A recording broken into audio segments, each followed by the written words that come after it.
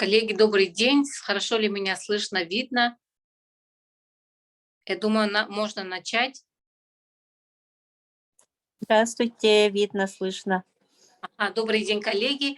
Мы сейчас с вами находимся на нашей онлайн-площадке Zoom фонда «Семья для ребенка».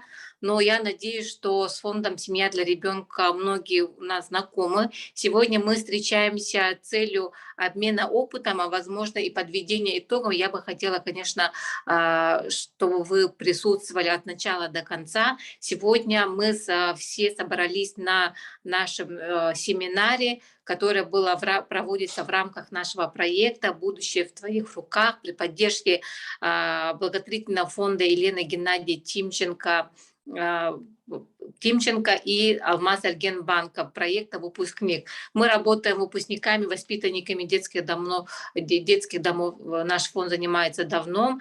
И сегодня мы вот второй год, в 2020 году и 2021 году при поддержке наших партнеров Алмаз Альгенбанка и фонда Тимченко провели, я считаю, что огромную работу не только воспитанниками детских домов, но и выпускниками детских домов. У нас во время пандемии мы написали проект большой фонду президентских грантов в Центр поддержки выпускников «Компас будущего». Этот проект был поддержан и в период пандемии, когда многие наши выпускники оказались действительно между небом и землей, потому что многие работали на временных работах, и когда началась пандемия, когда они все сидели,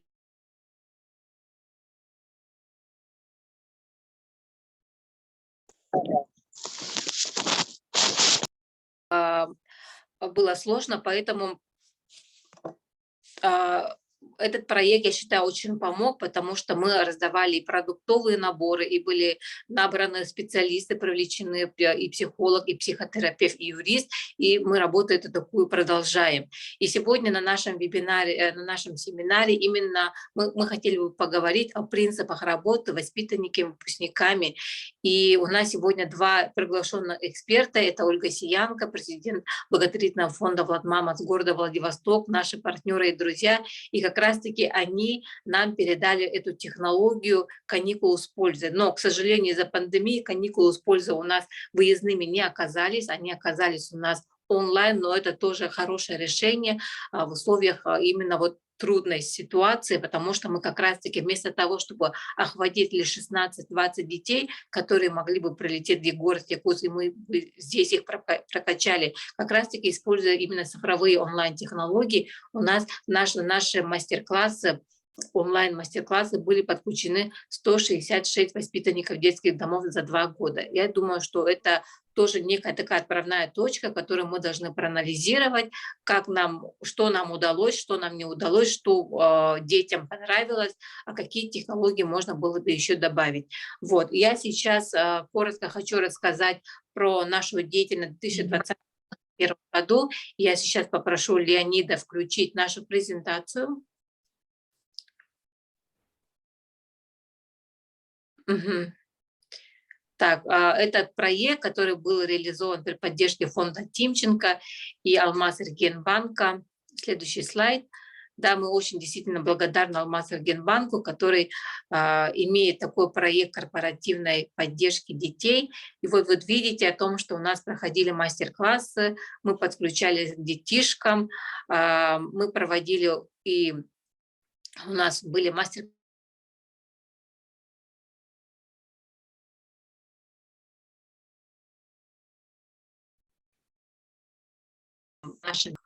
а, для наших детей.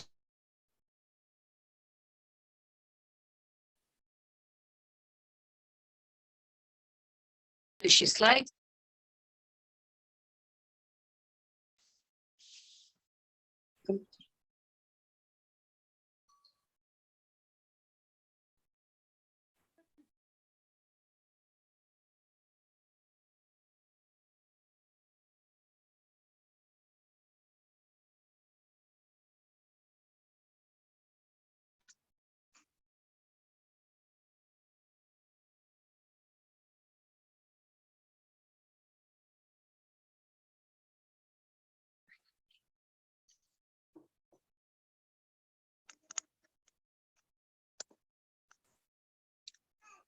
Наши дети также посетили мастер-классы по трудоустройству, и это очень здорово, потому что как раз-таки ребята, которые имеют современные профессии, востребованные на современном рынке труда, это наши продвинутые компании, как Майтона, Индрайвер, они все рассказали ребятам, как они попали сюда, и действительно там, в общем, акцент даже не на образование, а больше акцент на скиллы, как таковые компетенции, что нужно обязательно уже сейчас, когда ты школьник, когда не дожидаясь, когда ты закончишь школу, именно овладеть этими компетенциями. Также мы, конечно, сотрудничали с нашими партнерами. Это Центр занятости города Якутска, потому что мы все прекрасно знаем о том, что все равно наши ребята пойдут туда. И поэтому наша задача была уже сейчас ознакомить и пакетом документов, ознакомить технологии составления резюме, о том, что резюме составлять надо не один раз, а обновлять ее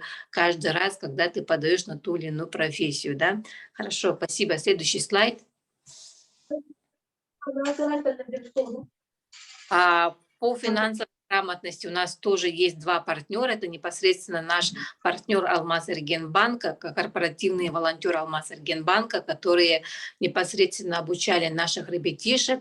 Помимо этого у нас появился еще один второй дополнительный партнер. Это партнеры Центр по развитию компетенций по финансовой грамотности. И помимо этого дети еще решали задачки и сложные, и простые. И я надеюсь, что эти знания, опыт, который они получили, пригодятся в самостоятельной жизни. Следующий слайд. Да, и вот как раз-таки сегодня один из наших наставников, эксперт Александр Гизалов, тоже подключит. Детям очень нравится встречаться с Александром Гизаловым. Он на простом, таком хорошем языке, по дружбе рассказывает вообще на обычном языке именно как подготовиться к самостоятельной жизни, как твое утро начинается, как он завершается, как планировать жизнь, что иногда бывают трудности, что их надо преодолеть. И сегодня как раз-таки мы предоставим слово нашему эксперту, другу, партнеру Александру Гизалову, который обязательно расскажет нам что-то новое. Так, следующий слайд. Да, вот мы один из важнейших компетенций в наше время оказались не только для детей, но и для нас самих. Это как раз-таки навыки здравоосбережения и профилактики от ковид, да, то есть поведение, когда ты не просто маску одеваешь или там вакцинируешься, но и при этом еще можешь, используя эти видеоуроки, заниматься самостоятельно и укреплять здоровье. И на нашем YouTube-канале эти видеоуроки представлены полностью. Ее может использовать не только ребенок, и не только выпускник. Его можно использовать и в работе как методичка, то есть воспитатели и педагоги. Вы можете взять эти навыки и полностью ее обучиться самим и передать эти навыки детишкам. Но кроме того, это еще и очень хорошая профилактика и для самих педагогов и воспитателей, как профилактика от профессионального выгорания, я считаю. Следующий слайд. Консультации, естественно, вы наверняка здесь узнали Юрия Улановича. К сожалению, сегодня у него появились судебные дела, и он не сможет к нам подключиться. Но я думаю, что очень много именно по правовой поддержке и взаимодействию выпускников с органами опеки и попечительства свои слова скажет, рекомендация Александр Гизалов.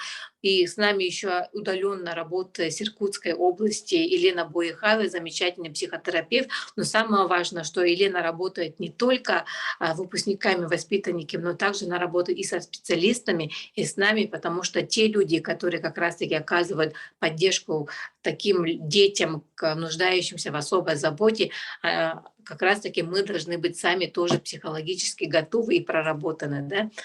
Следующий слайд.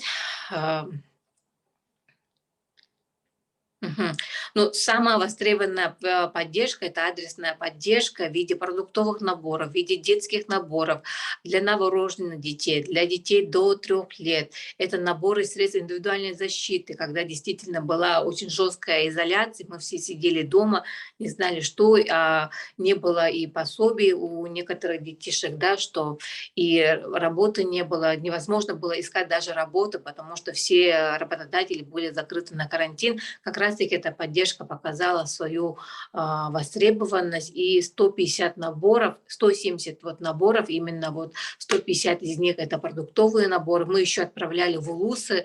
И я хочу, пользуясь случаем, поблагодарить наших директоров учреждений, которые очень оперативно подключились к этой работе, и мы прямо вот большими ящиками продуктовые детские наборы и даже детские кроватки мы отправляли в улусы, в Уснерские улусы, Вилюйские, Верхневилюйские, Сунтарские улусы.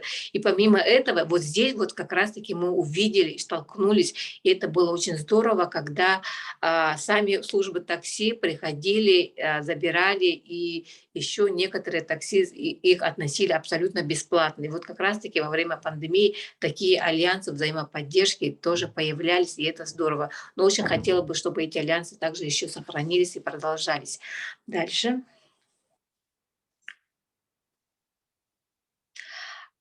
Да, и мы очень-очень благодарны нашему взаимодействию с нашими партнерами, которые, несмотря ни на что, и во имя благополучия наших детей, выпускников, они продолжаются, они развиваются, и армия вот таких волонтеров тоже растет. И помимо этого здесь еще не включили еще такую презентацию, как школа социального волонтера. Она очень востребованная, потому что и она очень даже показала свою именно не только востребованность, но и то, что свою необходимость. И Александр Гизалов как раз-таки был первым нашим экспертом, спикером школы социального волонтера. Я думаю, что сегодня об этом тоже Александр сказанет. Вот. И сейчас, не задерживая особо время, потому что самый дорогой ресурс для нас сегодня — это время, и я сейчас хочу предоставить слово нашим коллегам, партнерам из Приморского края, из города Владивосток, благотворительный фонд «Мама», президенту этой организации замечательной Ольге Сиянко. Нормально? Ольга, здравствуйте, видим вас, слышим вас, вам слово. Я запущу демонстрацию экрана.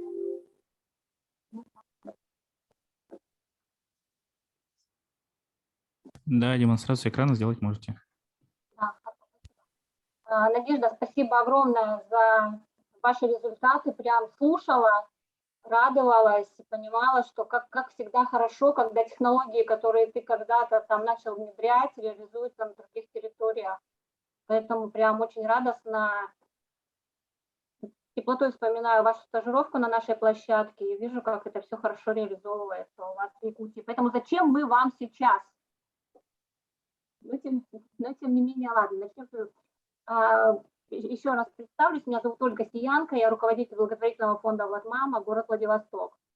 Сейчас немножко поделюсь с вами нашим видением подготовки воспитанников детских домов к самостоятельной жизни. Мы работаем в том числе с выпускниками, но с выпускниками, с теми, кто остается на территории Владивостока, и теми, кто прошел через нашу программу, ну и, скажем так, да, по заявительному порядку. У нас нет службы фанатов в планах, которая бы работала на регулярной основе, полноценно, юристами по сопровождению постинтерната. Мы как бы сейчас точечно решаем, точечно помогаем, сказать, что мы прям системно работаем в постинтернате. Я не могу, поэтому здесь я с радостью послушаю Александра и опыт, который будет презентоваться по постинтернату. Сейчас я расскажу, собственно, про нас. Итак, благотворительный фонд «Мама», да, кто мы, что мы, откуда мы. Дата рождения 20 мая 2010 года, фонд помощи детям, мы оказываем поддержку, целевая группа наша – это детство. Для кого работаем? 4 адресные группы. Первая группа – это воспитанники центров содействия семейному устройству. Вторая – это дети с особыми потребностями развития, ограниченными возможностями здоровья. Третья группа – это дети, живущие в семьях, находящихся в трудной жизненной ситуации. Четвертая группа – это больные дети. Каждая из этих групп, соответственно, у нас выстроена своя цепочка взаимодействия. Если мы говорим о центрах содействия семейному устройству, это дети, которые живут в системе казенного детства, да, то здесь мы работаем сами с ССУ, с Министерством образования и науки. Если мы говорим о детях с ОВЗ, то здесь непосредственно прямое взаимодействие с коррекционными школами, специальными учреждениями здравоохранения и Минсоцтруда.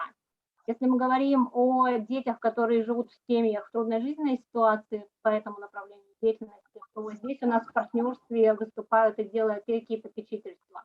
Ну и, соответственно, тяжело больные дети – это ключевой партнер по этой программе, это Министерство здравоохранения. Так как мы говорим сегодня про подготовку воспитанников из числа детей-сирот и детей, оставшихся без попечения родителей, то к самостоятельной жизни подготовку, то, соответственно, будем говорить про наш опыт реализации программы. Она называется «Я личность». Это одна из приоритетных программ, которая адресована ребятам, живущим в системе социального сиротства.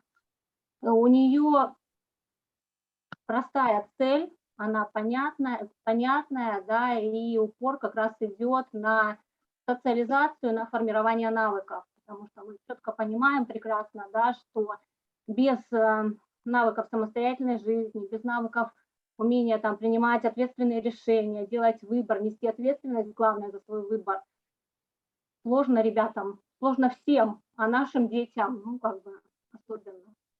В рамках данной программы у нас есть два проекта. Первый проект – это «Стань лидером», буквально в нескольких словах про него скажу. Второй – это «Каникулы с пользой», про которые уже Надежда рассказала, и который Надежда с Ольгой видели своими глазами, принимали участие в нем и смотрели, как он у нас реализуется на территории Приморья. Что такое «Стань лидером»? «Стань лидером» – это проект, он адресован старшим подросткам от 13 до 18 лет. Ну и, соответственно, цель у него простая, но в то же время очень сложная – это обрести уверенность в собственных силах, ну и стать лидером для самого себя. Что такое стать лидером? Да, мы четко ребятам всегда говорим, проговариваем и честно,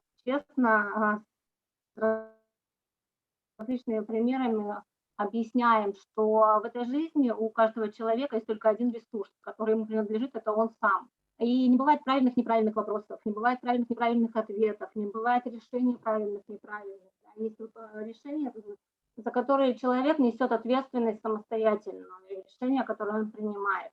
Поэтому очень важно уметь развивать уверенность в себе, там, заниматься мотивацией, уметь работать с собой, выстраивать отношения с другими людьми и так далее. Проект «Стань лидером» у нас проходит на базе учреждений и один раз в год в формате слета на туристической базе. Сейчас расскажу про практически наш кейс, один, который у нас он был, мы его реализовали в течение нескольких лет. Сегодня, скажу сразу, забегая вперед, мы не работаем в рамках вот этого направления, не потому что направление плохое или нерабочее, оно классное, и вы можете его реализовать на территории своих учреждений абсолютно в легкую, и он замечательный, очень понятный и полезный детям.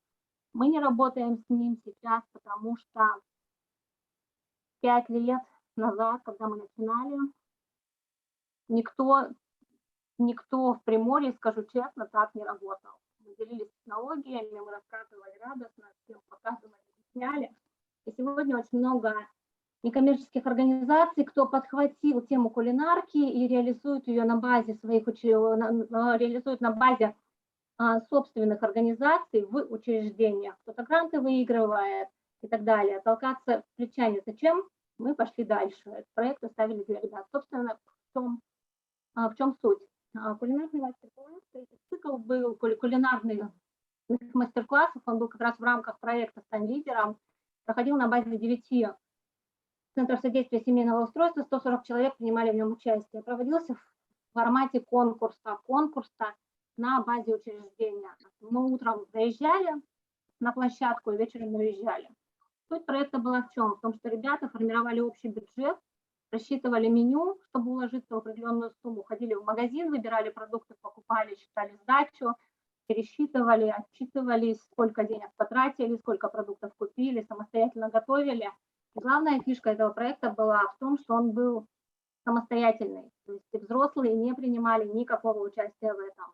изначально мы планировали, мы проводили кулинарные мастер-классы, как часто это всегда любят многие. Мы покупали продукты, приезжали в учреждение, говорили: ребятам, сегодня мы будем готовить борщ, или там, сегодня мы будем жарить картошку или печь там пирожки и так далее.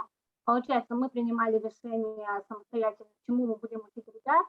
Мы покупали продукты, мы 70% инициативы брали на себя. Дети, естественно, все дети любят кулинарить, не все место, большинство детей любят принимать участие в кулинарных всяких штуках и активностях, поэтому они радостно вместе с нами там кашеварили, учились, готовили, но того самого опыта самостоятельного, который им будет необходим, когда они выходят за пределы учреждения, получить они как бы из этого могут лишь счастье. Потом мы решили, что мы будем спрашивать ребят, чего бы вы хотели готовить.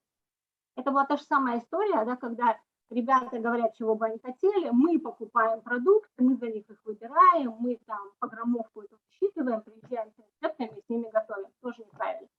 У меня родилась вот эта идея с вот этим вот кулинарным классом, когда формируется бюджет, допустим, ребята, у нас с вами есть 1000 рублей. На 1000 рублей вы должны сегодня приготовить званый ужин там на 7 человек. Первое, второе – компот.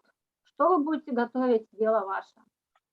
Мы не вмешиваемся. На что вам денег хватит, это тоже дело ваше. Продукты покупаете самостоятельно, готовите самостоятельно. Через 3 часа мы с вами встречаемся. И эта история как раз про ответственность, которую мы даем детям. В рамках этого конкурса было 2 вида конкурсных заданий: коллективные, индивидуальные. Коллективные, понятно, что важно, чтобы они не поссорились, могли между собой там решать задачи, договариваться и так далее. В индивидуальных заданиях, так как это все было в формате конкурса на территории учреждения, то, соответственно, в индивидуальных каждый самостоятельно решал свои задачи, добиваясь как бы отдельных баллов там для своих команд. Коллективные, понятно, да, что первое, это была такая абсолютно простая, для нас больше важная вещь. Когда они делали визитную карточку команды, мы смотрели на их коммуникации между собой, на отношения между собой, на отношения старших к младших, мальчиков к девочкам и так далее. То есть для нас была важна атмосфера внутри группы. Второе коллективное задание, это был практически блок 3-часовой, вот этот званый, про который там дальше сейчас подробнее расскажу. Ну и 2 индивидуальных блока, они были прям такие, на наш взгляд, очень хитовые, они очень нравились детям. Вот фотография есть, на фотографии видно, как мальчик стоит, смотрит на различные предметы, и история, допустим, да, вот подходит ребенок, ты говоришь: у тебя сегодня вечером приходят гости, тебе нужно сварить макароны. Выбери предметы, которые тебе необходимы будут для варки макарон. И все. И начинается, да, это вот история. Кто-то быстро делает, кто-то не быстро, кто-то цепляется за какой-то предмет на столе, который он не знает, начинает спрашивать: это зачем, это для чего, это куда. Потому что очень многие предметы кухонные, ну понятно, да, дети не мне вам рассказывать, не знают, не видят и как бы с ними не соприкасаются. Второй также конкурс, который в рамках индивидуальных был, это дегустации вслепую. Это тоже очень классная штука, когда детям дается какой-то продукт на вкус, ребенок его угадывает. Тоже нравится, тоже заходит на ура. Понятно, что не все продукты угадывают, потому что, ну, понимаем, что не все продукты дают дети. 3-часовое задание, про которое я говорила, ждем гостей, что нужно, это я уже быстро проговорила. Составить меню, составить список продуктов, рассказать, в каком количестве будут покупать, сходить в магазин, приготовить ужин. Собственно, на фотографиях тут есть абсолютно разные варианты сервировки, варианты приготовления. Что мы видели, когда мы проводили это, собственно, занятие, да, задание? Мы видели то, что взрослые всегда бегут спасать ситуацию.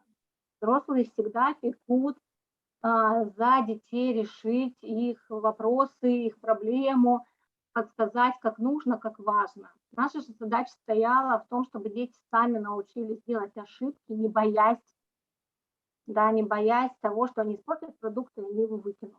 Да, так бывает, в жизни бывает. Мы все учились в детстве о том, что печенье горело, блины не получались, в холодную воду кидали макароны, пельмени, вареники и так далее. Но не пройдя этот опыт ты никогда не научишься. Поэтому наша задача в том, чтобы ребята не боялись совершать ошибки и могли получать тот самый опыт, который не может ему дать учреждение в рамках постоянного пребывания.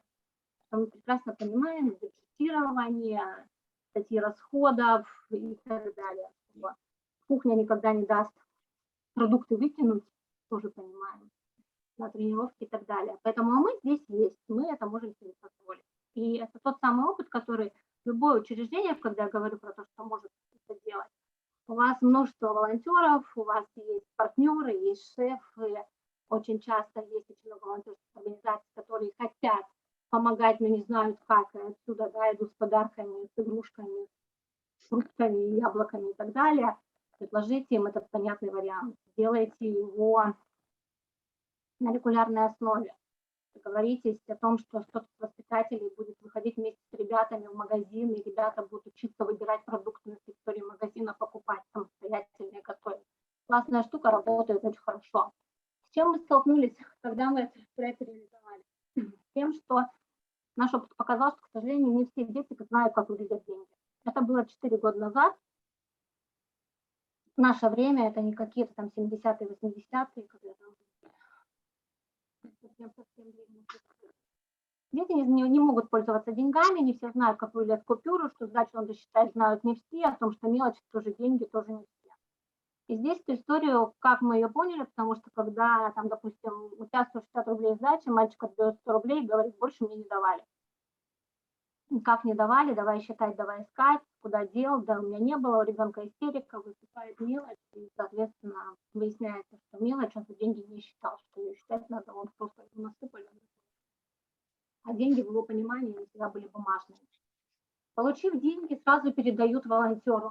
Это история вторая, когда проще переложить ответственность, принять ответственность на кого-то, чем на себя. Когда они идут в магазин, мы им выдаем деньги, говорим, капитан команды получает, расписывается ведомости, идет в магазин, потом приходит третий день. У нас получается история как раз про то, что такое чеки, даже в магазинах не все знают, потому что мы видим, да, вон они, видите, на всяких разных кусочках, обрывках картона были, там продавцы, чем дальше от города, в небольших населенных пунктах, тем больше бывало там, да, всяких странностей, когда им не давали, не хотели давать. Ну, тут же мы детям объясняли, для чего они нужны и так далее. Ну и волонтеры, естественно, которые всегда старались подстраховать, потому что было жалко, чтобы ребенок там уже не потерял. Ну, естественно, эту ответственность на себя тоже брали. Поэтому опыт классный, временами тоскуем по поводу того, что мы оставили эту историю, но смотрим сейчас на результаты грантовой деятельности, кто получает гранты, как они отчитываются, видим, что все это идет. Ну, имеется в виду, что кулинария, простите за сленг, по учреждениям. Классно, что ребята имеют возможность это делать. Немножко по-другому, конечно, но тем не менее. Второй наш проект в рамках этой программы, который называется «Каникулы с пользой», это как раз проект, на котором, на стажировке которого были Ольга с Надеждой. Это профориентационные смены, они адресованы для подростков в возрасте от 14 до 18 лет. Цель проекта – сформировать осознанное отношение к труду и выбору профессии. У этого проекта есть 3 основные задачи. Это первое – знание, второе – практика, третье – опыт, да, который мы отрабатываем в рамках проекта. Знания о профессиях, о трудовых правах, о финансовой грамотности, практика, которая помогает, да, в тренинговых блоках, в практических занятиях отработать то, что они узнали. Ну и, соответственно, опыт – это решение практических задач на практике. Механика проведения наших каникул – это всегда весенние и осенние каникулы 2 раза в год. Продолжительность проживания 4-5 суток в гостинице, свободный выбор питания в рамках ограниченного бюджета и проезд общественным транспортом в обязательном порядке, ну и, естественно, практический блок. Собственно, как это все происходит? 11 учреждений участников, по 3 ребенка от одного учреждения, плюс 1 сопровождающий педагог. Ребята приезжают во Владивосток из разных учреждений, живут в гостинице. Свободный выбор питания в рамках ограниченного бюджета. Что это значит? Это значит то, что не так давно, когда мы только начинали этот проект, в одной из гостиниц повар очень плохо работал. То есть работал хорошо, он невкусно готовил. Была замечательная женщина, она была очень потрясающая, она была очень приветлива к детям, но готовила она, к сожалению, невкусно. И когда ты оплачиваешь счета, будучи благотворительным фондом, видишь суммы, которые стоят в счете, потом ты видишь полные мусорные баки, которые дети выкидывают, тебе становится очень грустно. И вот эта формулировка «деньги, выкинутые в мусорку», она становится прямо олицетворением того, что вот это там была крылатая фраза, а тут хоп, и увидел, как это происходит на самом деле. Поэтому мы думали, что делать, и решили, что мы формируем бюджет на завтрак, обед и ужин. Ну, понятно, что там есть еще что-то там типа полдника и что-то типа второго ужина. Дети государственные, они сами любят говорить, у нас разовое питание, мы дети государственные. Вот. Но тем не менее, основных 3 приема пищи горячие, это завтрак, обед, ужин. Дети четко знают, что у них есть, допустим, 200 рублей на завтрак, 350 рублей на обед и 300 рублей на ужин. Мы идем в столовую, рядом стоящую. Соответственно, ребята сами в рамках этого бюджета выбирают себе питание на эту сумму. Что мы получаем? Мы получаем, да, что мы получаем? Мы получаем то, что дети наедаются. Что получают дети? Дети получают опыт. Дети получают... Очень много смешных историй могу рассказать про это. Надя это видела сама своими глазами.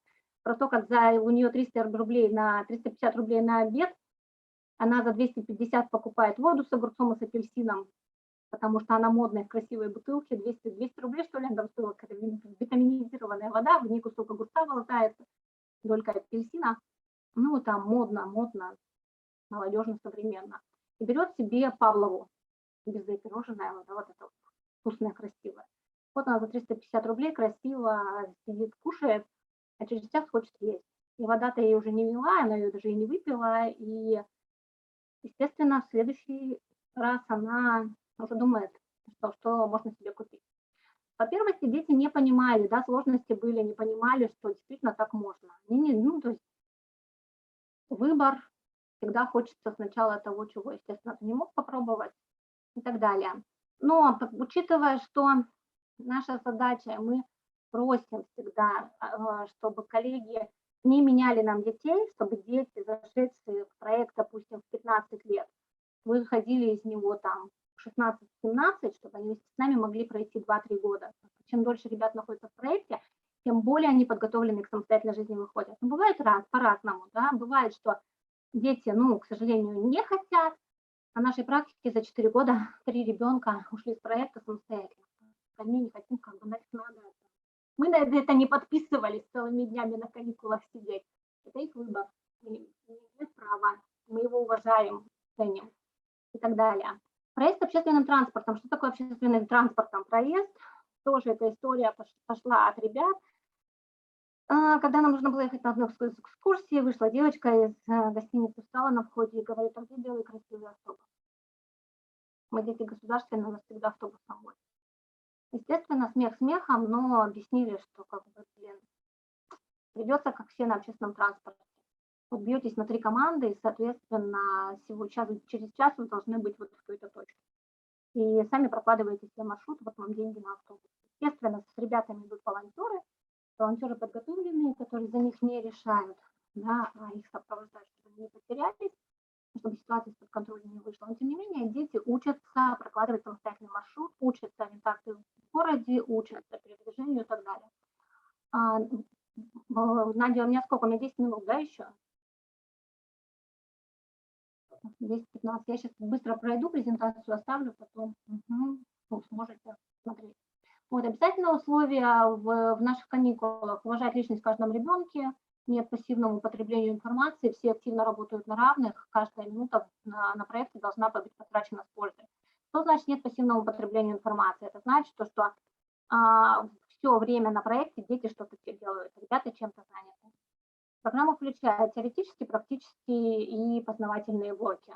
О них я уже говорила чуть раньше, поэтому не буду останавливаться.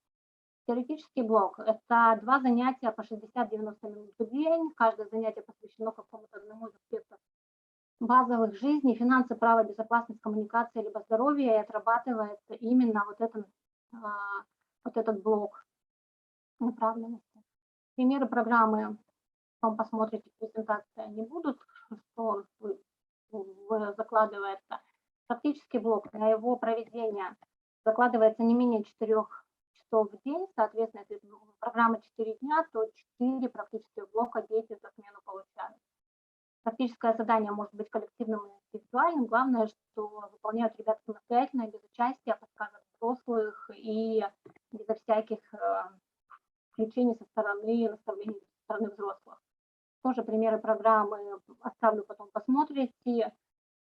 Здесь и резюме, и колледжи, и профессиональные пробы, экскурсии на предприятия, где, понимаете, вот формулировка экскурсия на предприятие меня всегда с недавних пор очень сильно режет слух, потому что все чаще и чаще наши же дети, да, к вопросу о том, что как хорошо все-таки, когда ты видишь детей в течение нескольких лет они растут, и выпускники уже у программы есть, которые являются волонтерами программы и работают волонтерами в программе, которые говорят, что не надо нам экскурсий, то есть экскурсия – это музей, нам надо что-нибудь, дайте попробовать. Вот что вы нас привели и 2 часа там по колбасным цехам водили. Ну, посмотрели, ну, а дальше что? И ты понимаешь, что ну, блин, ну, наверное, они правы. Ну, и начинаешь, естественно, ну, как, ну, что? А вот и что вы вопросы не задавали, дети? А кому вопросы задавать? Машинам, которые там, да, упаковывают или еще что-то? Поэтому мы сейчас стараемся подбирать на предприятиях как раз небольшие компании, небольшие организации, малый бизнес, ИПшки, да, где люди могут помочь ребятам дать что-то попробовать. Не только вот рассказать, показать, но и своими руками что-то на пальцах объяснить, там чего-то там порезать, погладить, причесать, подшить и так далее. Вечерний познавательно-развлекательный блок, как я уже говорила, мы видим личность в каждом человеке, в каждом ребенке в обязательном порядке. Поэтому вечерняя программа всегда у нас на выбор подростков. У нас подростки сами выбирают, чего они хотят. Хотят они идти в кино, либо хотят они сидеть в гостинице, либо они хотят идти гулять на набережную, или пойти там в батутный центр поскакать. Это выбор ребенка, он имеет право, и, соответственно, здесь мы учим их этому. Спикеры, как мы подбираем спикеров для программы? Абсолютно просто. В нашем случае важно, чтобы люди не боялись разговаривать с детьми, не боялись отвечать на вопросы, могли рассказать, поделиться собственным опытом. Здесь на фотографии, допустим, Тайван Штыль, бронзовый призер, по-моему, бронзовый был Олимпиады по гребле на каноэ. Наш местный спортсмен, парень, 2 часа абсолютно разных вопросов, смелых вопросов от детей, где-то провокационных даже, абсолютно честных ответов от Ивана. Любой человек, которому есть что рассказать, любой человек, которому не обязательно он должен быть миллионером, не обязательно он должен быть бизнесменом, не обязательно он должен быть каким-то заслуженным, он должен быть просто интересным человеком, которому есть чем поделиться с детьми. Все. Отдельный блок на наших каникулах – это педагоги. Для них отдельная образовательная программа. Если для детей своя, то у педагогов своя. У каждого направления свои образовательные блоки. Как мы решили, что педагогов тоже надо обучать? Когда дети возвращаются в свое учреждение заряженные, готовые на какие-то изменения, готовые на какую-то активность, для нас очень важно, чтобы там, на том конце провода, на территории учреждения был такой же заряженный педагог. Человек, который понимает, что с ним происходит, человек, который поддерживает, человек, который может стать там наставником, куратором, в конце концов, связующее звено между фондом, ребенком и учреждением. И у педагогов у них своя программа, у них это коуч-сессии, сеанс психологической эмоциональной разгрузки, тренинги, личностное развитие, профилактика эмоционального выгорания. Очень много всего. И это как раз история про то, что очень часто же когда бывают обиды, почему? Ага, вы нас в аудиторию закрыли, а педагоги пошли по магазинам гулять, или ага, вы там ничего не делаете, мучаемся, а нам это зачем? Здесь все по-честному. Ребята зашли на площадку, педагоги направо, дети налево. 15-минутные перерывы между блоками лекционными, все встретились, обсудили, поговорили, опять пошли на различные площадки друг с другом не соприкасаясь. Про волонтеров уже сказала, да, что у нас очень мощно мы работаем с волонтерским корпусом, во всех наших проектах всегда есть волонтеры. Какая цель у волонтеров, чего, собственно, мы от них всегда просим и хотим, это общение на равных, помощь в проведении организации, интерактивных различных занятий, учебные программы они вместе с ними проводят. В зависимости от того, откуда волонтерский корпус, если это волонтеры-медики, то они нас прям здорово выручают в вопросах как раз отношений между полами, когда вопросы взросления, потому что для детей очень важно, да, чтобы они могли на равных разговаривать с кем-то, задавать какие-то вопросы, которых постесняются задать взрослому человеку, а это все-таки медики, ребята, как правило, это уже 34-й курс, которые могут с ними абсолютно спокойно, ровно там, на эти темы разговаривать. Либо это финансовые волонтеры, это есть направление у Банка России. Финансисты, они там своя история. Ну и, как я уже сказала, у нас уже в этом году мы вот буквально с 29 октября по 3-4 ноября проводили нашу смену выездную во Владивостоке каникулы. У нас полностью волонтерский штаб был из наших выпускников. Это ребята разных годов выпуска, кто выпустился 3 года назад, кто 2 года назад. И прям здоровски. Почему не все центры участвуют? Почему мы работаем только с 11, а не со всеми 24 центрами? Ну, здесь быстро пролистаю, потому что это не отдых, не развлечение, не прихоть, не подарок, потому что это работа, прежде всего, то, о чем я говорила, да, и это работа всех, и нас, и педагогов, и волонтеров, и спикеров над собой, над обстоятельствами. Вот, и так далее. Поэтому про фишки, если говорить о фишках проекта, то речь выпускников программы и участников программы. Здесь помимо волонтеров, когда ребята приходят и рассказывают свой опыт, рассказывают, где они сейчас, что они сейчас, с какими ошибками они сталкивались, когда выпускались и так далее. Это очень важно, им это очень интересно. У нас есть наша игра «Путешествие по жизни». Надежда, у вас, по-моему, она была, вы были, да, практику смотрели по ней. Учет мнения детей по вопросам формирования программы, качества работы спикеров. Это тот самый случай, когда спикеров мы можем менять, и дети ставят оценки. Действительно, и это для нас важно, мы учитываем мнение подростков. То есть каждого. Они нам оценки ставят, и всем остальным спикерам оценки ставят. И это, причем, знаете, ставишь 2, аргументируй. То есть не так, что вот мне не понравился он, потому что он на меня накричал. То есть, ну, давайте аргументированно, почему нет. Не потому что там, а потому что. Поэтому это очень важна обратная связь для нас, это важна обратная связь для спикеров, и я считаю, что это абсолютно правильно и как бы по-честному. Поддержка участников программы при выходе из учреждений, в профессиональном становлении, это как раз то, о чем говорила. Ребята, которые во Владивостоке, они с нами, ребята, мы помогаем в том числе им на стажировки устраиваться, кого-то там трудоустраивать, но это не основное направление, как бы точные вещи, думаем, чтобы им развивать направление чуть дальше, чуть больше, но пока это только планы. У меня все, я надеюсь, уложилась. Вопросы, если есть, будут, пишите в чат, можно голосом. Если нет, потом в конце. Угу. Спасибо, Ольга. Я думаю, что вопросы у нас есть время нашей встречи. И вопросы, поэтому я думаю, что мы в конце об этом обязательно остановимся. Коллеги, Ольга щедра, поэтому она оставляет свою презентацию. Эту презентацию все вы получите, но коротко немножко хочу сказать про после стажировки в 2019 году до пандемии во Владивостоке. Мы действительно приехали сюда, в Якутию, вообще воодушевленные, и мы как раз-таки провели небольшой семинар к нам из Верхневилюйска, из сейчас не пусть там из центра Берегини, из Махосогловского центра, из нескольких центров, и даже из коррекционной школы-интернат номер 2 города нашей республиканской, да, мы провели тоже семинар именно по обмену опытом, как раз-таки те техники, методики, мы которые увидели, как раз-таки ее тут же продемонстрировали, передали, и как раз-таки вот эта вот настольная книга, которая у вас имеется, она тоже была полностью передана нашим коллегам из нескольких центров. Вот.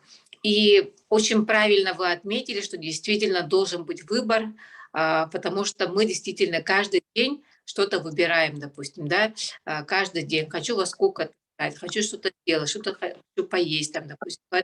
Это основа всего, поэтому очень хорошо, что вы и сегодня, я надеюсь, что коллеги увидели принципы работы воспитанниками, которые вы внедряете, имеете и развиваете.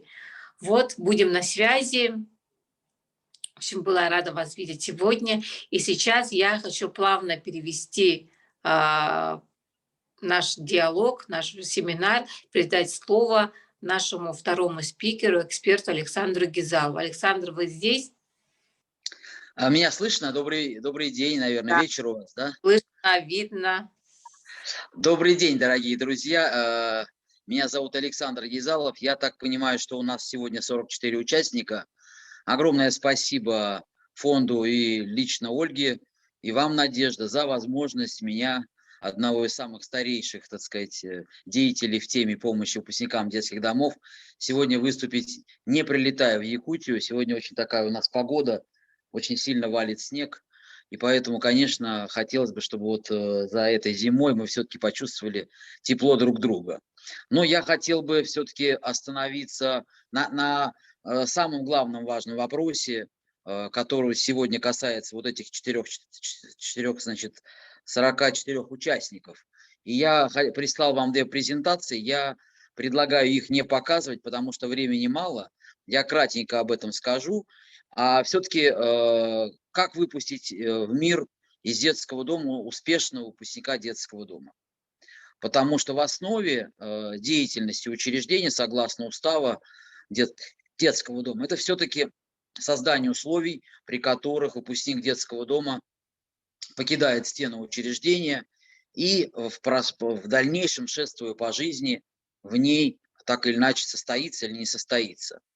Но учитывая, что я сам провел 16 лет в детских домах Советского Союза, а сейчас уже 23 года занимаюсь, значит, уже этой темой в общественном пространстве, могу сказать, что, значит, к большому сожалению, очень много мероприятий, которые проводят благотворительные фонды, к социализации, адаптации детей-сирот не имеют отношения, потому что очень много мероприятий, очень много всевозможных замесов и так далее, и так далее.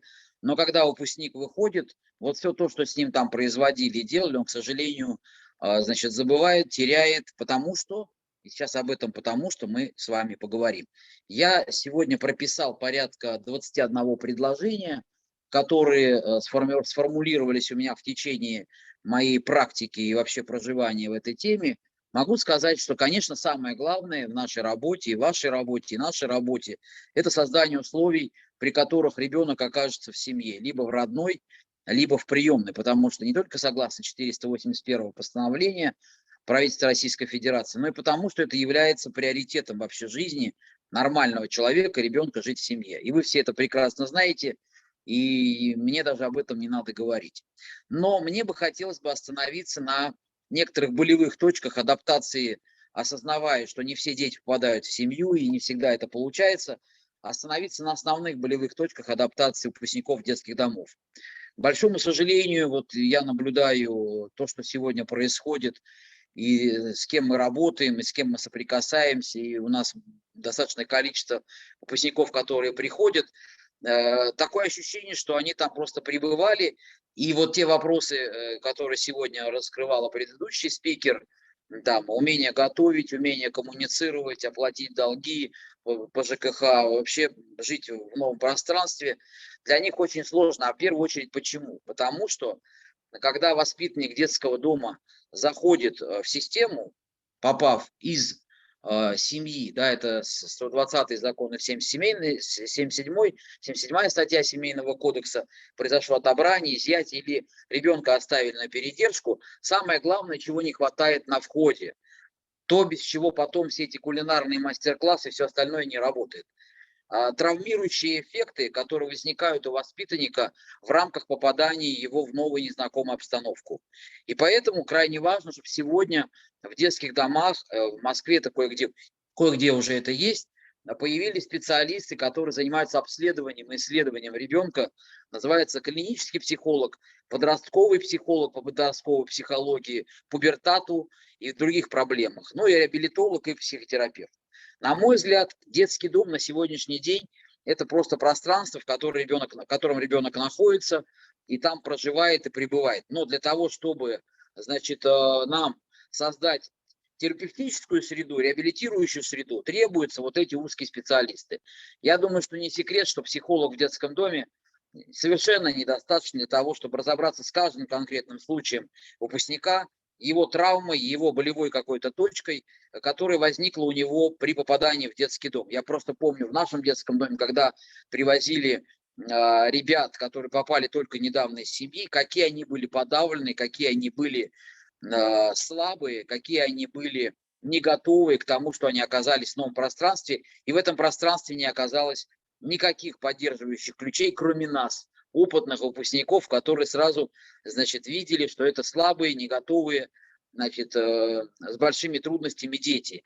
И вот если бы специалисты, которые бы могли бы построить маршрут реабилитации, поддержки выпускника детского дома, а я считаю, что крайне важно ежегодно проводить некоторую супервизию, я об этом буду говорить, чтобы посмотреть, насколько у ребенка появились плюсы или минусы во время пребывания в детском доме. Конечно, этих специалистов нет, но те же благотворительные фонды, организации, вместо того, чтобы, значит, организовывать мероприятия с бубнами и танцами, могли бы этих специалистов нанимать, пока государство не дошло до этого. Мы сейчас активно с этим работаем и предлагаем, и вот через нового уполномоченного, чтобы эти специалисты появились, потому что без этих людей выстраивать дальнейший маршрут социализации, адаптации просто бесполезно, потому что человек, вышедший из детского дома с травмирующими, значит, ощущениями, он будет очень болезненно и трудно встраиваться, потому что он будет продолжать справляться с этими трудностями в рамках новых территорий. Я думаю, что вы это прекрасно знаете, и в этом нет никакого открытия, это просто болевая точка, которая приводит к тому, что дети, выходя из детских домов, очень сильно переживают. То есть даже вот если брать входящую точку, а потом выходящую точку, то в принципе это можно замерить специалистам и почувствовать вот ту недоработку, которая происходит в рамках деятельности. Ну, сегодня я хотел бы помимо, так скажем, каких-то вещей, которые имеют объективные моменты, просто рассказать о той практике, которая ведется мной конкретно уже, так сказать, много лет.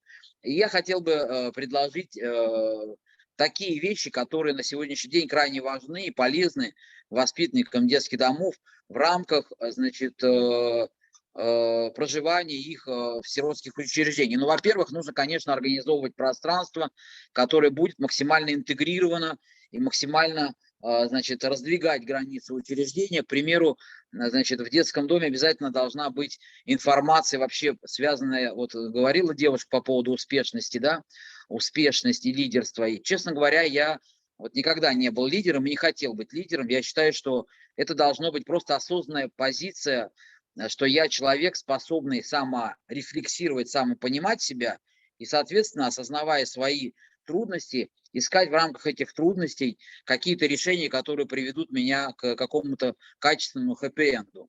Поэтому в детских домах нужно вести работу по созданию стендов успешности, на которых можно располагать полезную информацию, и в том числе информацию об успешных выпускниках детских домов, которые состоялись вопреки. Потому что мы знаем, как сложно выпускнику выйти из детского дома и стать, значит, человеком созидательного характера. Не просто там ищущего лидерства, а человека созидательного ключа, который сам является автором своей судьбы. Ну, такие люди, как Нина Русланова, которая недавно ушла из этой жизни, Стас Садальский, Александр Матросов. Если кому-то потребуется уже готовый стенд отформатированы, я могу прислать Ольге, она потом вам переправит, и их распечатаете и просто повесьте, чтобы у ребенка возникло ощущение понимания сопричастности с теми людьми, которые уже там, тот же Юра Шатунов, значит, которые вышли из детских домов и, несмотря на все сложности, справились с трудностями, стали известными людьми. И именно не просто известными, как сегодня у нас иногда преподают это в ТикТоке, когда покривлялся, это известно, а ты из детдома. А именно потому, что человек благодаря своему труду, своему вложению, своему самоучастию. Следующий пункт, который меня очень тоже волнует в рамках детских домов, и я часто езжу не только в детские дома, а в другие социальные учреждения, все-таки это вопрос, связанный действительно с питанием, но это не должны быть какие-то кулинарные мастер-классы выносного характера, потому что когда выпускники чаще всего выходят из детского дома, они уже это все не помнят, они едят, заваривают роллтон и доширак, а часто его едят сухую, потому что это удобно, это не так затратно. Навык, который дается кратковременно, не является навыком выживания. В семье этот навык является постоянным подсматриванием за родителем. То есть ребенок это эмпирическим путем получает. А то, что мы их в рамках вот этих болевых точек, о которых я сказал выше, обучаем какой-то готовке, это, к сожалению, не срабатывает, потому что этот навык – это память, психологическая память, физическая память, физиологическая память. Она сохраняется, когда это происходит в длительном процессе, когда это становится нормой жизни и выживания ребенка в рамках системы. Поэтому я много лет назад, 20 лет назад еще предлагал, чтобы в детских домах были, значит, шведские столы в какой-то из дней или когда это есть возможность. Почему? Потому что выбор продукта, ингредиенции его и так далее должно лежать в сознании у ребенка, а не то, что это вдруг неожиданно ему кто-то показал, а он продолжает приходить в сиротскую столовую и принимать пищу из общего котла и чайника и так далее, и так далее. Поэтому, конечно, вопрос готовки еды, вопрос кулинарной подготовки, он должен находиться в рамках постоянного участия в этом детей. Вот хотя в нашем детском доме мы там и картошку резали целыми умывальниками огромными, да, там и что-то готовили, но на выходе, когда ты сталкиваешься с другими трудностями, эти трудности становятся для тебя не так очевидны, потому что есть другие трудности, которые перехлестывают эти трудности. И поэтому я уже в дальнейшем скажу, самое главное, что сегодня надо делать, это не создавать условия, при которых идут большие замесы со стороны благотворительных фондов, да, а чтобы конкретный человек, и это уже следующий пункт, это взаимодействие с конкретным наставником еще в рамках системы. Это личностно ориентированный подход. Не работа в команде, не работа добровольцев в команде, а работа конкретного человека с конкретным ребенком и его сопровождение сначала в рамках системы и на выходе, потому что он знает все плюсы и минусы пребывания его в системе, и, соответственно, с этими плюсами и минусами вместе с этим наставником выходит из системы и становится, так скажем, человеком, влияющим на дальнейшую судьбу. Личностно ориентированное участие гораздо эффективнее всех развлекательно-танцевальных проектов, которые сегодня у нас реализуются, в том числе и за гранты. Соответственно, следующий фрагмент – это, я уже говорил о ежегодной супервизии ребенка. Мы должны замерять то, что с ним происходит, какие есть минусы, какие есть плюсы, для того, чтобы понимать, а с чем нужно работать сейчас, а с чем нужно будет работать завтра. Поэтому один из моментов, который я хотел бы тоже сегодня обозначить, и мы об этом стали везде, где возможно говорить, это работа с родителями детей на создание условий, при которых родители могли бы посещать детей в рамках проживания их детских домах. Соответственно, это необходимо создавать социальные гостиницы при детских домах, чтобы дети могли со своими родителями хотя бы на выходных встретиться и обсудить какие-то вопросы, которые все равно возникнут, потому что дети выйдут из детского. Вот эта точка, о которой часто многие забывают или специально забывают, ребенок из детского дома все равно выйдет и попадет обратно в ту же семью, из которой он вышел. И если контакт нарушился, и он долгосрочно отсрочился, это приведет к новой болевой травме, когда ребенок выйдет и увидит своего родителя, значит, позабыв совершенно о нем и о том, что есть такое родительство. Поэтому создание вот этих гостиниц, мы делали такой проект в одной из спецшкол, много-много лет назад, в 2005 году, еще в 2004 году, когда открыли гостиницу, и родители приезжали, и субботу-воскресенье жили вместе с детьми, ну, естественно, по заявкам. И вы знаете, повысилась и успеваемость, и взаимодействие в коллективе, и снизился криминал среди детей, и общее эмоциональное состояние, потому что главный человек для ребенка из детского дома все равно остается родитель, при всем уважении к сотрудникам детского дома. Значит, я считаю, что сегодня детский дом с точки зрения реабилитирующих каких-то пространств не обладает нужным таким, значит, ресурсом, как, например, сенсорная комната. Мало где я вижу это вообще в наших учреждениях. И вот, например, вчера я ездил в детскую психиатрическую больницу, где мы открываем 2 сенсорные комнаты, значит, для детей, которые находятся на лечении в этой больнице, понимая, что ребенок, пока находится месяц в больнице, он, значит, переживает различные травмирующие эффекты, отсутствие родителей, ну, там месяц, 2, 3. А когда ребенок находится годы, да, соответственно, требуется создание терапевтического пространства, в которое иногда он может входить и чувствовать себя совсем по-другому.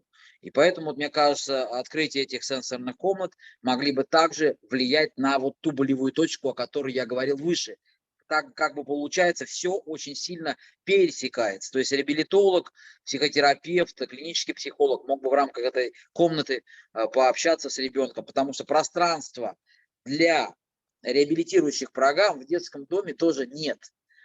Комната психолога – это комната психолога, а нужно пространство, где ребенок почувствует вот совсем другую обстановку, совсем другие ощущения и так далее, и так далее. То есть это там и бизиборды, и светящийся дождь, это и, значит, специальный бассейн, значит, и так далее, и так далее. Песочная терапия. Все это благостно влияет на состояние ребенка, но для этого требуется пространство создать. И когда благотворительные фонды приходят с очередным предложением провести какой-нибудь там чего-то, предложить им сделать это, потому что, и опять же, эти же фонды могут вместе с добровольцами в рамках этой, значит, сенсорной комнаты провести какие-то важные работы с детьми. Далее такой проект, как, значит, отслеживание ситуации с жильем воспитанников детского дома, и именно родительского жилья, даже если родители лишены или ограничены в родительских правах. Почему? Потому что очень часто мы знаем вот из практики, что за время пребывания ребенка в детских домах порядка 45% там, это не моя статистика, это статистика Галины Владимировны семьи, известного профессора, просто пропадают, просто погибают. И, соответственно, с ними вместе погибает жилье. Когда ребенок выходит и имеет право на жилье родительское или какое-то, по крайней мере, мы будем знать о том, что у него жилье находится в нормальном состоянии, мы это видим, и он может чувствовать, что он выйдет и не окажется на улице. Сегодня у нас порядка 300 тысяч детей из детских домов нуждаются в улучшении жилищных условий, вообще в жилье как таковом, потому что его, к сожалению, не везде дают. Но я думаю, что и в Якутии это острая проблема, потому что строительство социального жилья и вообще жилья для воспитанников детских домов – это проблема номер 1. Именно по проблеме детей из детских домов. Далее, конечно же, это организация пространств, которые позволяли бы детям самостоятельно проживать. Я называю это тренинговые квартиры. Мы начинали это еще в 2000-х годах, в 2002 году, когда ребенок за 2-3 года до выхода живет самостоятельно, не в детском доме, не при детском доме, не при бытовых комнатах, а живет в каком-то отдельном пространстве, в какой-то квартире, в 9-этажке на 9 этаже. И здесь как раз возникает вопрос социализации. Это умение жить самостоятельно, это умение взаимодействовать с соседями, это вынос мусора, это там проблемы с лифтом, это много-много-много аспектов, которые на пальцах, грубо говоря, и просто в каких-то, значит, тренингах не проработаешь, пока не будет конкретного навыка, потеря ключа от дома, значит, там, затопил соседа. Вот прямо все должно быть натурализировано. Чем больше будет проблем у него в рамках его жизни, тем быстрее он будет с ними справляться, когда он с ними столкнется после выхода. Не нашептывать ему их, не наговаривать в рамках теории, а в рамках практических каких-то проживаний. Ну и, соответственно, дальше смотрим организация адаптационных лагерей, это, в принципе, должен сам детский дом делать, потому что дети часто после, значит, на летние каникулы уезжают в лагеря, и вот это самое лучшее время, на мой взгляд, которое может позволить ребенку соприкоснуться с реальностью, которая его будет ожидать в последующем. Это могут быть специалисты службы занятости, это могут быть юристы, это могут быть психологи, сотрудники органов ОПЕК, это могут быть коменданты общежития, это могут быть успешные выпускники детских домов, неуспешные выпускники детских домов. То есть использовать 3 месяца жизни ребенка в лагере с пользой, а не просто, значит, он там пребывает, балдеет, отдыхает, а при этом ничего не получает. Вот эти знания также крайне важны. В принципе, само учреждение может это организовать. Приглашать этих специалистов, создавать условия тренинговые для его будущей социализации. И мы проводили такие лагеря, назывался он прокачка по-английски, качка по-русски. Что такое качка? Я служил на атомной подводной лодке, и, соответственно, я понимаю, что, значит, большинство детей из детских домов будет очень сильно качать.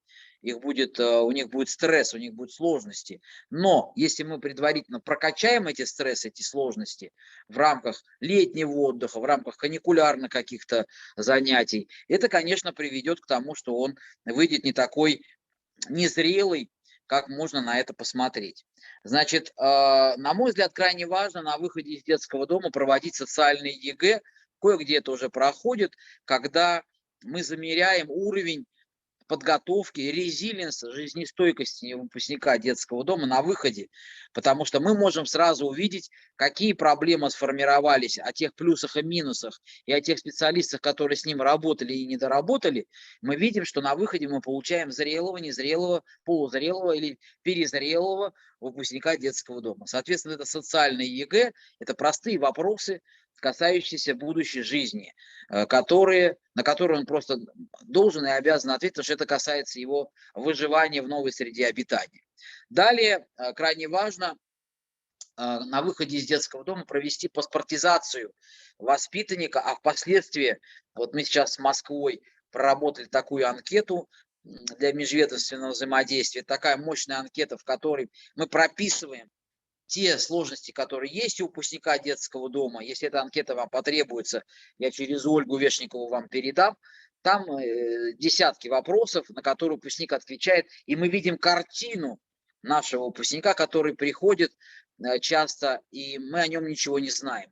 А когда он приходит в разные учреждения, он для разных учреждений разный, но в рамках знания о том, что вот у него там он учится, не учится, есть у него ребенок, нет у него ребенка, получает пособие, не получает пособие, находился в местах лишения свободы, не находился в местах лишения свободы, есть ли связь с родителями и так далее, контактная информация.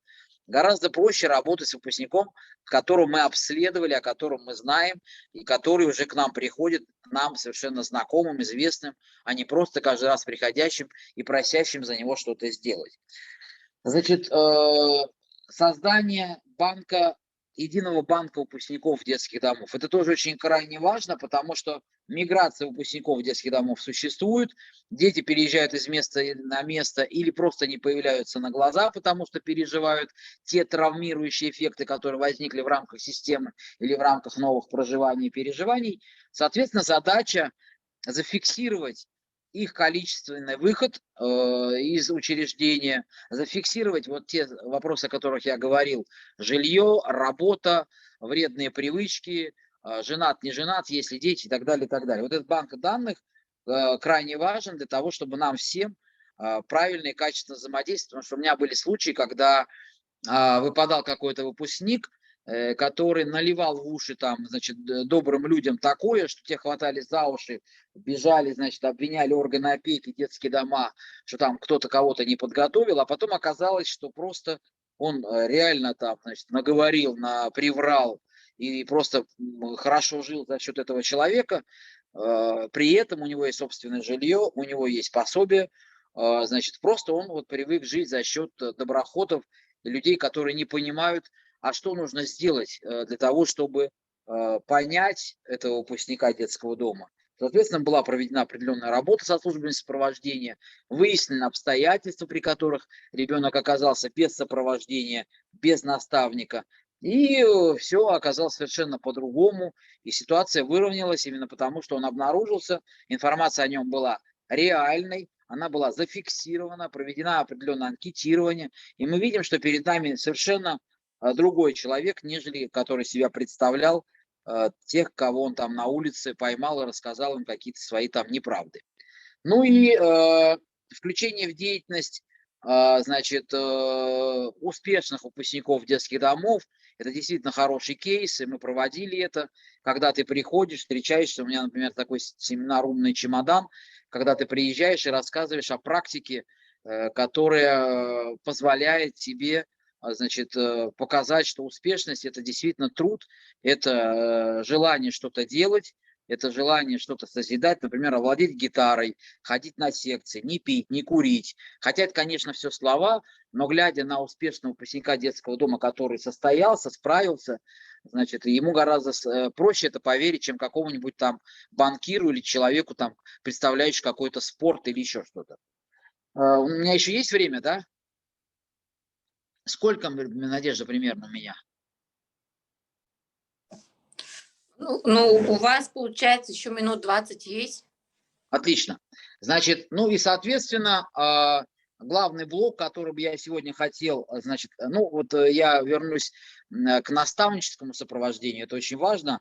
И вот, например, такой проект «Прогулка с наставником» по территории города, он более эффективный, потому что это B2B.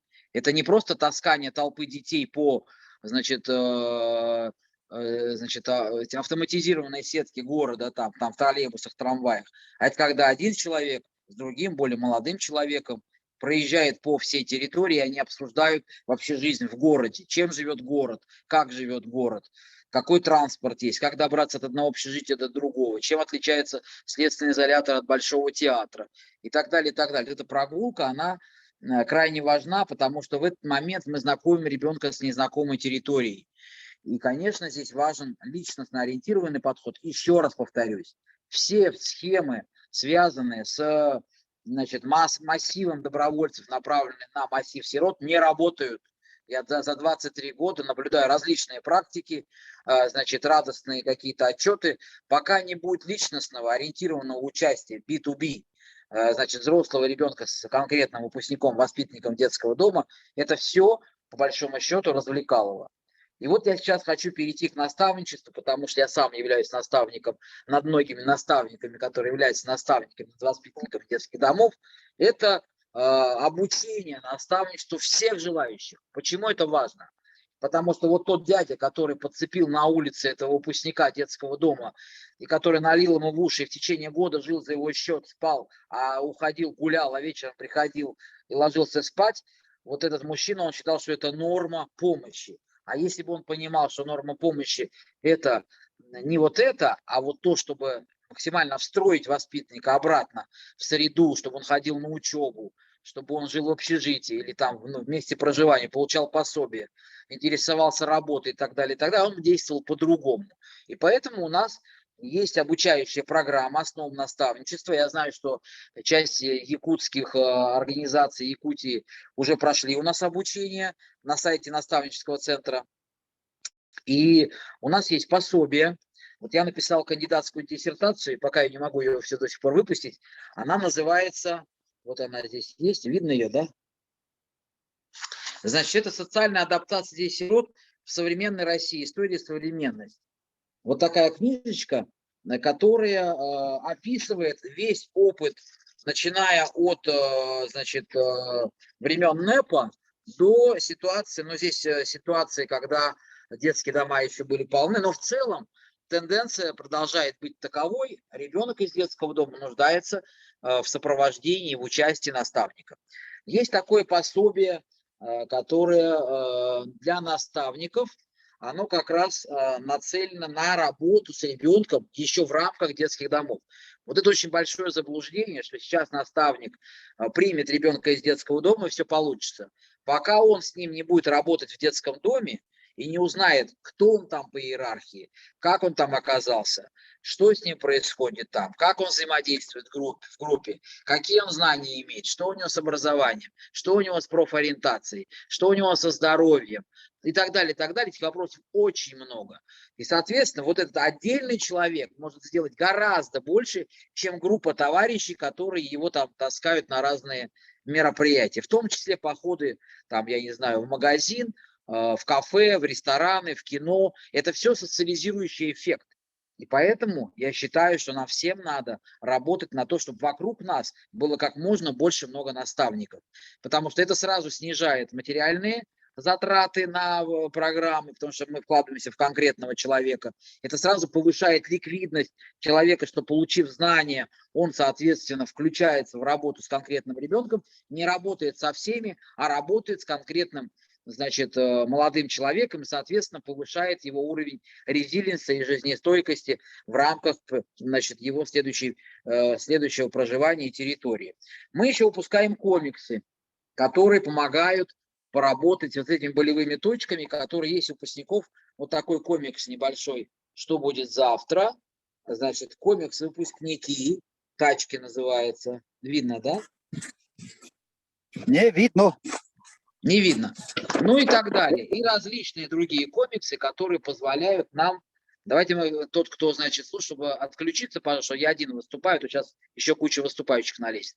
Значит, и, соответственно, сделать так, чтобы различные методические пособия, вот, например, еще есть такая книжка «В помощь наставнику», называется «Шпаргалка для добровольцев», все это можно обнаружить, или вот даже сама книжечка такая толстая на 100, сейчас скажу, сколько страниц, на 120 страниц, это книжка для самих детей из детских домов.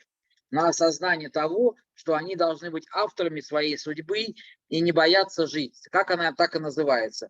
«Как не бояться жить для тех, кто живет в будущем».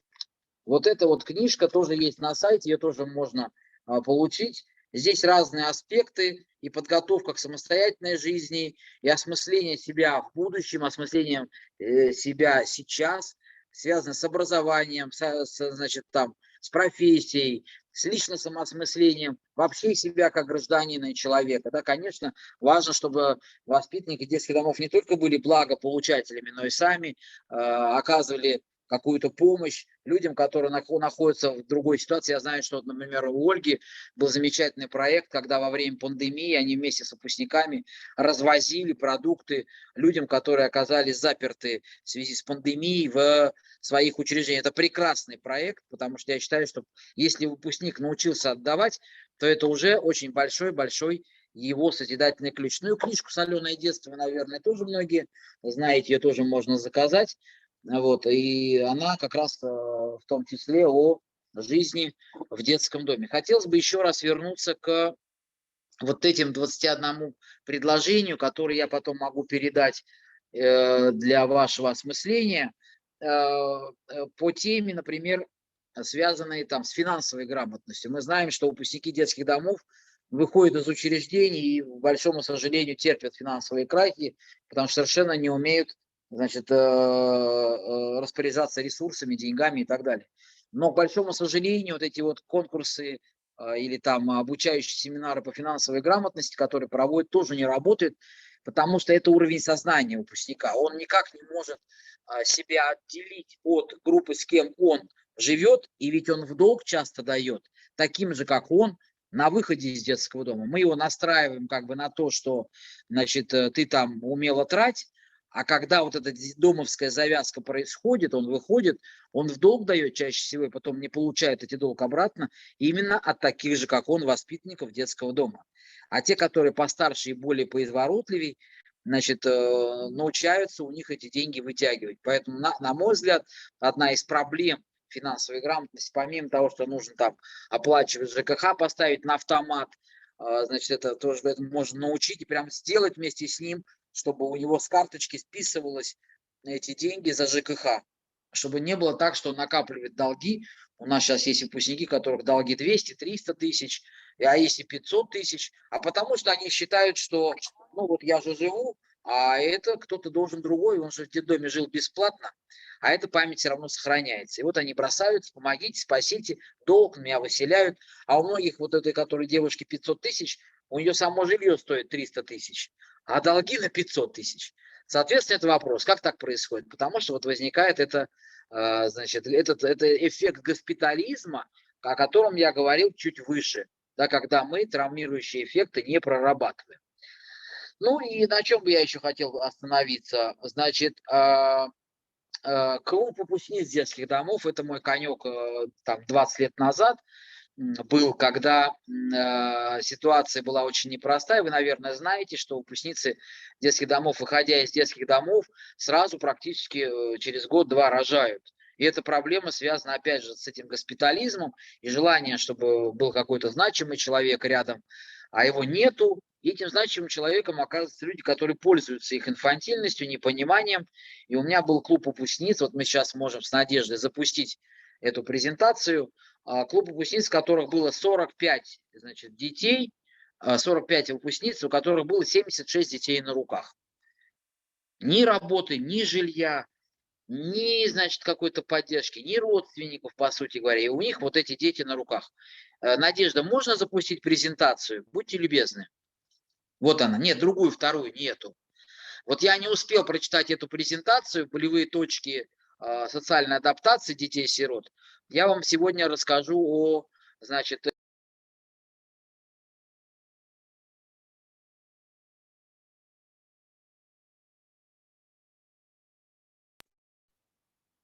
ее у себя, чтобы мне как бы одновременно вместе с вами ее вести. Так, ну, сейчас. Значит, социальная работа с молодыми мамами в трудной жизненной ситуации. То есть выпускницы детских домов, ну, в том числе могут это быть не только выпускницы детских домов, но и семьи в ТЖС, трудной жизненной ситуации. Мы с этим кейсом тоже работаем. Ну и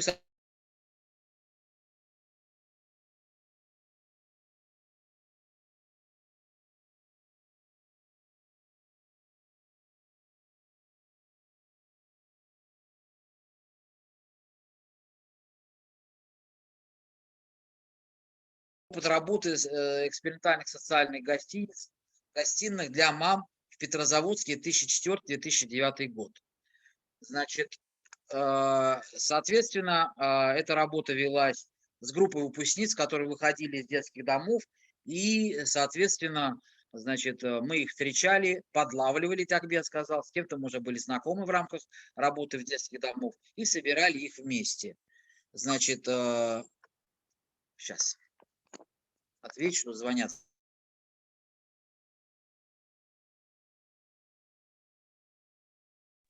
Аудитория, выпускницы детских домов, молодые мамы с детьми-инвалидами, молодые, значит, малообеспеченные семьи, формат клуб взаимопомощи с ядром специалистов, особенности неформальность, добровольность, анонимность, открытость, саморазвиваемость. Дальше поехали.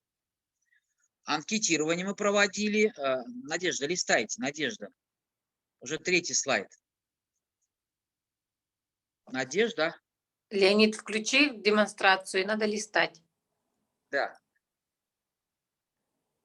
Так, демонстрация включенная стоит? Анкетирование. Нет, ты поставь на 5 секунд, вы пока там листаете, на 3-ю перейдите. поставить.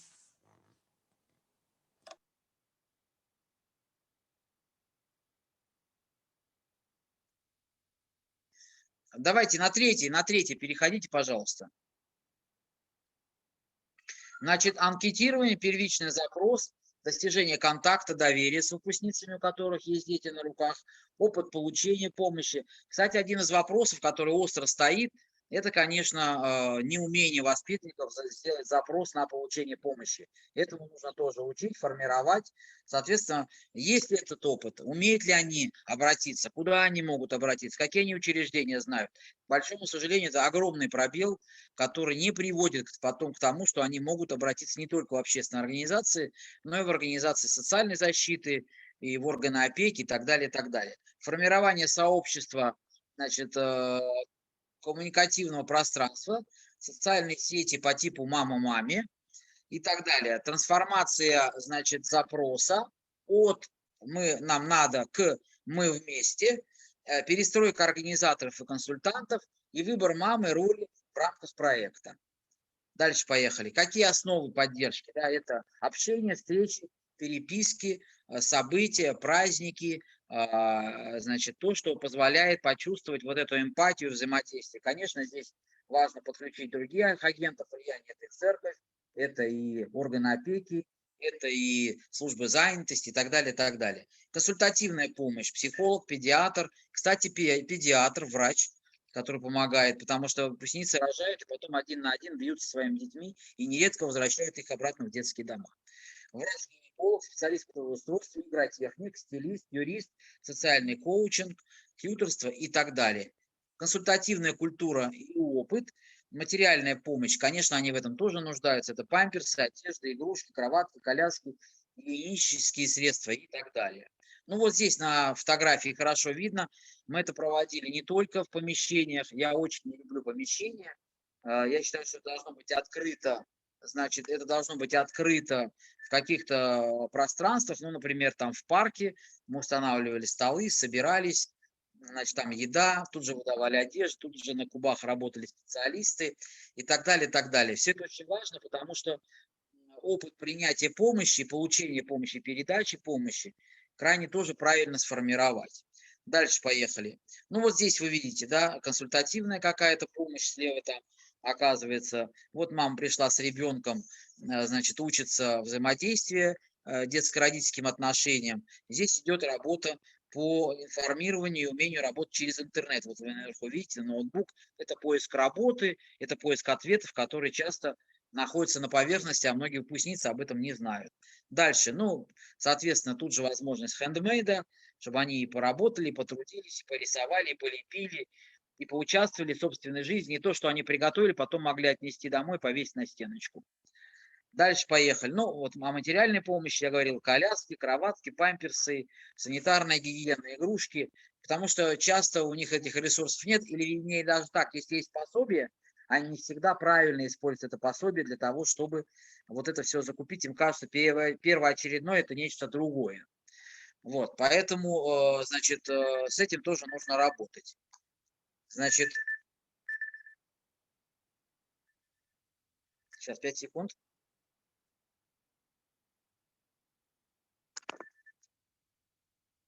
Так. Ну и давайте следующий слайд. Ну, социальные сети, безусловно, это ВКонтакте, это, значит, личная связь, это связь по телефону, это переписка. Ну, то есть создание среды, в которой они могут анонимно, в личном контакте что-то написать, и мы вывешиваем какие-то события, которые у нас происходят, чтобы они с этим знакомились и приглашали других выпускниц. И так называемый проект, когда мы втягиваем выпускниц через других выпускниц, эффективно работает, потому что это называется сарафанное радио, сарафанная почта, она работает. Ну, вот так вот, если кратенько, о одном из важных проектов можно закрывать, который мы реализовывали в течение там 5-7 лет, и он эффективно себя показал. Значит, если вам, еще раз повторюсь, нужны методические пособия и обучение наставничеству, это у нас проходит онлайн бесплатно на сайте наставнического центра Александра Гизалова. Мы выдаем сертификат, сопровождаем методическими пособиями и стараемся сделать так, чтобы как можно больше людей, вот на сегодняшний день около 250 человек по всей России у нас обучились и обучаются основам наставничества. Это самая эффективная мера и способ взаимодействия с ребенком, потому что затраты минимальные, человека обучили, он начал действовать, и он является агентом влияния, и он уже является носителем этой информации, умной помощи выпускникам детских домов. Если у вас есть какие-то вопросы, которые вы захотите мне задать, вы можете их написать вот, да, для Надежды, и я готов на них буду ответить, если что-то интересно в том, о чем я сегодня рассказал. Надеюсь, что это принесет пользу. Поздравляю всех с наступающими, значит, праздниками, которые приближаются. И надеюсь, что мы с вами еще увидимся. Огромное спасибо. Всем всего доброго. Я надеюсь, что было полезно. Мгм. Александр, вам спасибо. Я хочу обратить внимание, уважаемые коллеги, потому что когда мы действительно запускали вот этот наставнический центр, когда мы внедряли технологию наставничества в Якутии, мы действительно опирались на опыт, на подсказки, на советы, рекомендации Александра Гизалова. Он лично к нам приезжал до пандемии, вот в 2018 году, я помню, обучал наших волонтеров-наставников. И еще вы зашли, я помню, что вы заходили к нам в наставнический центр, указывали, где хорошо, где плохо, где что надо делать. И поэтому Александр Гизалов наш друг, партнер, и он всегда открыт и готов, всегда отвечает. Поэтому если вы действительно сегодня используете те принципы, о которых рассказала Ольга Сиянко, Владмама, Александр Гизалов из Москвы, вы можете как раз-таки эти принципы наложить на свои внутренние программы при детских домах, при Все постинтернатах. правильно.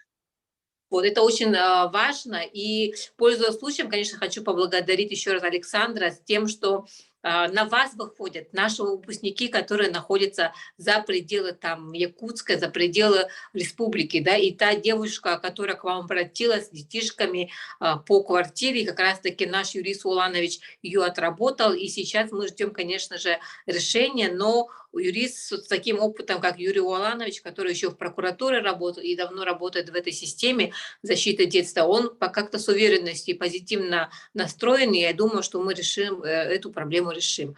Спасибо Вот. большое. Вам спасибо, что вы открыто отвечаете, несмотря на то, что вы так много всего делаете. И как жалко, что есть только 24 часа в сутки. Мы могли бы еще много успеть. Но есть такое понятие, как эмоциональное, профессиональное выгорание. Надо все равно беречь себя, беречь здоровье, потому что мы все-таки, как и вы, как и наши коллеги, я надеюсь, что мы работаем прежде всего, конечно же, на качество. Вот. Если есть вопросы, коллеги, вы, конечно, напрямую можете написать мне, если вы многие знаете мой телефон. Вы можете найти Александра и в соцсетях. Он активно ведет социальные страницы в Фейсбуке, очень активно. Вот, и пользуйтесь сайтом Александра Гизалова, наставнический центр, где вы можете действительно прокачать свои компетенции. Коллеги, есть вопросы? Матросов нет вопросов. Да. Еще раз огромное спасибо. Мне бы еще вот хотелось сказать, что, конечно, в этой сфере в основном работают одни женщины, так назовем, да, в детских домах женщины, там не хватает мужчин. И надо, конечно, подтягивать, значит, мужской потенциал к этой работе, потому что все-таки мужчины это несколько другой, как бы, да, взгляд на жизнь, на взаимодействие, на какие-то навыки, там не только готовка же еды, да, там надо стул починить, стол там покрасить, я не знаю, там дверь починить, какой-то там, значит, крючок повесить. Это, конечно, все в компетенции мужчины, нужно этому учить, приглашая специалистов, которые могут, кстати, по поводу стены успеха, о которой я говорил, да, стенд успешности, мы еще реализовывали такой проект, значит, дело успеха, когда ребенок или выпускник детского дома вот на эти билеты, отвечая, социальные ЕГЭ, помимо слов, еще мог что-то конкретное сделать, да, там, поработать с дрелью, там что-то починить, что-то зашить и так далее, и так далее. Все в пользу, все должно быть в пользу. Спасибо большое. Спасибо большое. Я вопросов не вижу, но я надеюсь, что они все равно появятся. С этой информацией нужно переспать, этой информацией нужно прожить, надо подумать. И действительно, я очень за то, чтобы действительно те программы, которые имеются при детских домах, они модернизировались, они менялись действительно именно в сторону, в интересах ребенка. И то, что сегодня несколько раз повторяла и Ольга Сиянко из Владивостока, что ребенок должен делать выбор сам, предлагать и участвовать в этих мероприятиях. Вот. Поэтому всегда мы открыты. Я чувствую, что вот из центра «Вектор» тоже очень было много заинтересованности вопросов. Верхневилюйский центр замечательно работает. В Мухсоволовском центре есть проекты, программы как раз-таки с участием мужской половины коллектива. Там действительно, в отличие от других центров, есть большой потенциал такой, большое количество мужчин, и поэтому там дети ходят и на охоту, и на рыбалку, и занимаются там мужскими делами. Это очень хорошо. Но самое главное сейчас, в наше время, надо вовремя делиться, так называемая, есть такая технология, как шеринг, когда ты действительно делишься своим опытом, своими проектами, программами. Вот. Спасибо большое. Спасибо всем. До новых встреч. Берегите себя. Хорошего дня и хорошей работы. Да. До Всем свидания. пока. Пока-пока.